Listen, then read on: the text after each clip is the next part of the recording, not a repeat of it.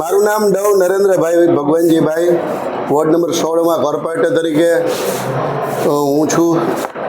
10/11/3/2026 મારી મુદત પૂરી થઈ છે અને આ વખતે હું ચૂંટણી લડવા માગતો નથી અને તે બાબતે હું નિરીક્ષકશ્રીને મારો પત્ર દેવા આવ્યો છું કે સ્વેચ્છાએ હું ઇલેક્શન લડવા માગતો નથી.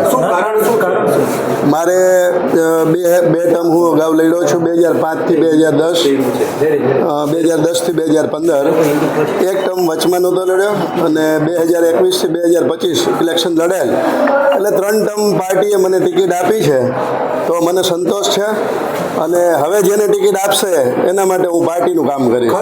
ખાસ તો 3 તમારી ટર્મ થઈ ચૂકી છે, આમી પાર્ટીએ તમને પહેલેથી જ કહી દીધું છે કે 3 ટર્મ બાદ કોઈ આગળ આવવું નહીં અને માંગણી ન કરવી. વચમાં એક ટર્મ મેં મારી ટર્મ છોડેલી હતી, એટલે એ દ્રષ્ટિએ જોઈએ તો આમ 2 ટર્મ એટલે વચમાં ગાળો રહેલો છે, પણ છતાંય હું પાર્ટી માટે જેને ટિકિટ આપશે તેને જીતાડવા મહેનત કરીશ. ડિમોલેશન વખતે તમે નારાજગી વ્યક્ત કરી હતી પાર્ટી સામે અને તંત્ર સામે. એ બધું સરકારી તંત્રની વાત છે, એ બાબતે અત્યારે હું કંઈ ચર્ચા કરવા માંગતો નથી મિત્રો. ત્યારે પણ તમે એમ કીધું હતું કે તમે બેડી આગળથી ત્યાંથી ડિમોલેશનની શરૂઆત કરો જંગલેશ્વરમાંથી, ને આ તમારા શબ્દો હતા. એ હું બોલેલો જ હતો અને કરવું જોઈએ. બંને બાજુ આવવું જોઈએ. જે આજી રિવરફ્રન્ટ છે એ બંને બાજુ થવું જોઈએ. એક બાજુ થવાથી એ અમુક લોકોને અન્યાય છે. બંને બાજુ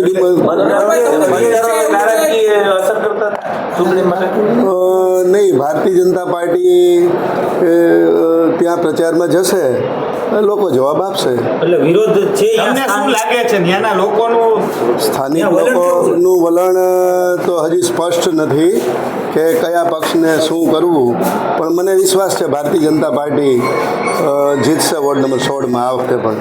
તમે હમણાં એમ બોલ્યા કે સ્થાનિકો જવાબ આપશે, નારાજગી લાગે છે? નહીં, મારે સોરઠિયાવાડી ચોકથી મારો વોર્ડ શરૂ થાય, રિંગ રોડ સુધી આવે, એમાં જે 22 સોસાયટીઓ છે અને સમગ્ર પટ્ટામાં અમારી કામગીરી બોલે છે. અને અત્યારે પણ વિકાસ ચાલુ છે. નંદા હોલથી સરદાર પટેલના દવાખાના પાસે જે રોડ છે એ ટીપીનો રોડ ખુલ્લો કર્યો છે અને ત્યાં પાકો રોડ છે. ગાર્ડન પણ ખૂબ સારો હરિઓમ વિદ્યાલય પાસે છે. ખાસ જંગલેશ્વર વિસ્તાર છે, અહીંયા ડિમોલેશન થયું છે, તો એ તમારે યોગ્ય છે? કારણ કે તમે રજૂઆત કરી તોય છતાંય થયું છે ડિમોલેશન. તો જ્યાં ટાઉન પ્લાનિંગની જે સ્કીમ નીકળી હોય એ ટાઉન પ્લાનિંગ ભાઈ ત્યાં ટાઉન પ્લાનિંગનો રોડ નીકળ્યો છે અને ટાઉન પ્લાનિંગ માટે જે નિર્ણય લીધો છે. તો કેટલી જગ્યાએ રાજકોટમાં રોડ નીકળે, અહીંયા તો નથી થતો. દરેક જગ્યાએ ટાઉન પ્લાનિંગની દ્રષ્ટિએ રોડ નીકળે જ છે અને ત્યાં દસ્તાવેજવાળા હોય તો એ દૂર કરવામાં આવે છે. નરેન્દ્રભાઈ, શું કહેશો? આ તમે એક સંકેત આપ્યો છે પાર્ટીને કે એ વોર્ડમાંથી પાર્ટી નહીં જીતી શકે? નહીં, રાજીનામું આપ્યું છે? નહીં, મેં રાજીનામું પાર્ટીમાંથી નથી આપ્યું. કોર્પોરેટર તરીકે હું મારી મુદત 11/3/2026માં પૂરી થઈ છે. સંકેત છે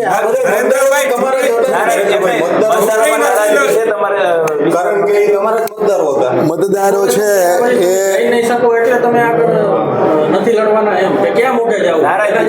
અમારે કોઈ નારાજગી લોકોમાં છે નહીં અને જ્યાં અમને મત મળે છે એ વિસ્તારમાં મત મળવાના જ છે. તમને શું લાગે છે? કારણ કે ત્યાં એક સમયે ભાજપ જ્યારે તમે ગયા હતા એ જ વિસ્તારમાં મોટા ભાગે હિન્દુ મતદારો છે, સનાતનીઓ છે, અને ત્યાં પણ તમને વિરોધનો સામનો જે તે સમયે ચાલુ કોર્પોરેટર હતા ત્યારે પણ કરવો પડે છે.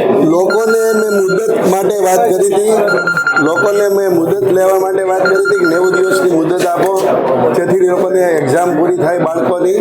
આ સિવાય મારો બીજો કોઈ વિરોધ નહોતો. ભારત માતા કી જય. વંદે માતરમ.